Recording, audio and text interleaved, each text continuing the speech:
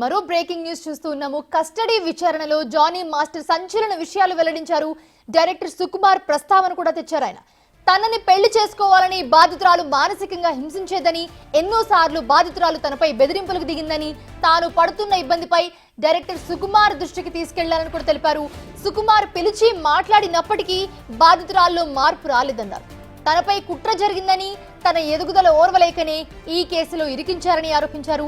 తనపై బాధితురాలు చేస్తున్న ఆరోపణలు నిరాధారణమైనవని కూడా తెలిపారు. ఆయన డి షో ద్వారా తనకు తానే పరిచయం చేసుకుందన్నారు. మైనర్ గా ఉన్న సమయంలో లైంగిక దాడి చేశారనేది అబద్ధమని, తన టాలెంట్ ను గుర్తించి అసిస్టెంట్ కొరియోగ్రాఫర్ గా అవకాశం ఇచ్చారని తెలిపారు.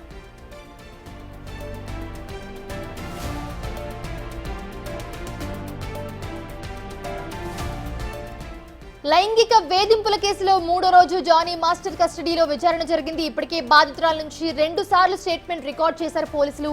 జానీ మాస్టర్ కొంత అనారోగ్యంతో ఉండడంతో నిన్న వైద్య పరీక్షలు నిర్వహించారు. రేపు సాయంత్రం 4 గంటల వరకు కూడా జానీ పోలీసుల కస్టడీలో ఉండనున్నారు. కాగా బాధితురాలు సమర్పించిన ఆధారాలను ముందు పెట్టి జానీని విచారిస్తున్నారు పోలీసులు.